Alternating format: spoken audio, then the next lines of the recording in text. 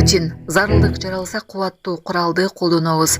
Росавиациянын жетекчиси кулаган учак конордо Грозный дрон чабуулуна туш болгонун бышыктады.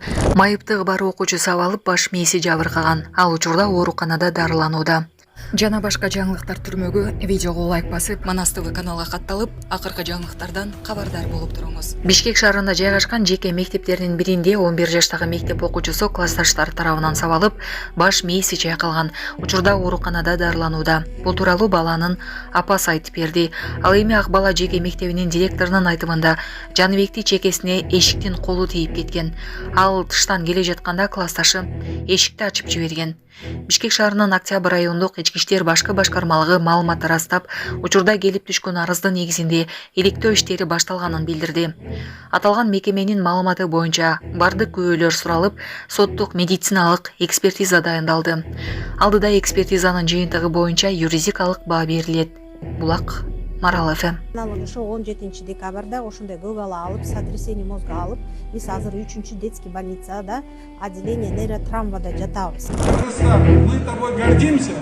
И от М-банка взнос 1 000 000 сом в твою копилку. Өмүрбек Бабанов РЧ Бейгимай Турсбековага 1 миллион сом сыйлык тапшырды. М-банктын жаңы жылдык корпоративинде бизнесмен Өмүрбек Бабанов Россияда өтүп жаткан Царица сынагына катышып жаткан кыргызстандык ырчы Бейгимай Турсбековага 1 миллион сомдук сыйлык тапшырды. Ал Бейгимайдын талантына жогору баа берип, анын чыгармачылыгы өлкө намысын коргоо менен бирге эл аралык деңгээлде таанылууга жол ачарын белгилеп, аны менен сыймыктанаарын билдирди. Бейгимай бул сынакта Кыргызстандын жалгыз өкүлү болуп саналат. Бишкектин тургуну чаң соргуч менен абаны текшерди. Бишкектик жаран ным чүпүрөктү чаң соргучтун түтүгүнө байлап, абанын тазалыгын текшерди. Мындай видео социалдык тармактарда тарады. Анда кала тургуну чаң соргучтун башына ным чүпүрөктү байлап, терезеден чыгарып, 1 мүнөт бою сырттан абаны сордурган. Видеодо ным чүпүрөктүн кир болуп калганын көрүүгө болот. 1 минутада эшиктен ушундай таптаза салфетка ушундай болуп калды.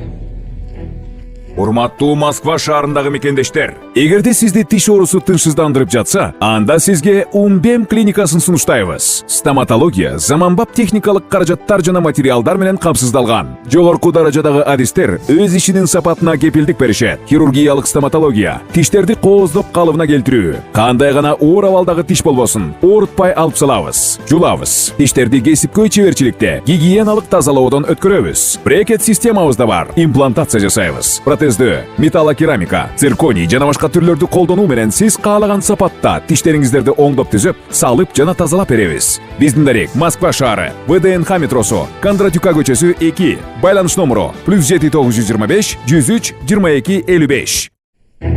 Росавиациянын жетекчиси кулаган учак конордо Грозный дрон чабуулуна туш болгонун бышыктады. Орусиянын жарандык авиация агенттигинин жетекчиси Азербайджан Airlines авиакомпаниясынын учагы конууга аракеттенген малда украиналык дрондор Грозныйга чабуул коюп жатканын жума күнү билдирди. Бул тууралуу FAP кабарлады. Дмитрий Ядров ошол малда каланы коюу туман каптаганын, аэропортто аба ырайынын шарты абдан татаал болгонун телеграм-каналга жазды. Анын айтымында кырсыкка учураган учак 2 жолу конууга аракеттенген. Пилотко башка аэропорттор сунуш кылынган, бирок ал Казакстандын Актау шаарына багыт алууну чечкен деп кошумчалады Ядров. Баку Грозный каттамындагы Embraer 190 жүргүнчү учагы 25 декабрда Казакстандын Актау шаарынын жанында кулаган. Борттогу 67 кишинин 38-и каза болду. Калгандары арасында кыргызстандык көчү жаран жаратылган. Бирөөнүн абалы оор деп бааланууда. Айрым эксперттер учактын куйрук тарабындагы тешиктерден улам алар Орусиянын абадан коргоо системасы украиналык дрон чабуулунун мизин кайтарганда пайда болушу мүмкүн деп болжолдошот. Рейтер агенттиги иликтөөдөн кабары бар азербайжандык булактарга таянып, Embraer 190 орусиялык Панцир системасынан атылган дүрмөттөн жабыркаганын жазды. Маалыматка караганда авариялык конуу өтүнүшүнө карабай, учакка орусиялык аэропортторго конууга уруксат берилбей, Каспий аркылуу Актауга баруу көрсөтмөсү берилген. Бийликтер тыянак жасоо үчүн иликтөөнү күтүү керектигин белгилешет. Кремлдин басма сөз катчысы Дмитрий Песков иликтөөчүлөр бул бир бүтүмгө келгиче спекуляция кылуу туура эмес деп айтат. Булак Азаттык.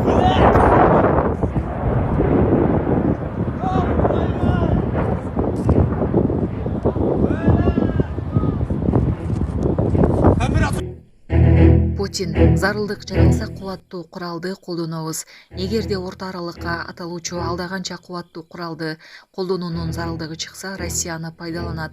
Бул туурасында РФ президенти Владимир Путин Жогорку Евразиялык экономикалык кеңештин жыйынынан кийин журналисттердин бир топ суроолоруна жооп берип жатканда айтты. Кеп Орешник ракетасы боюнча жүрдү.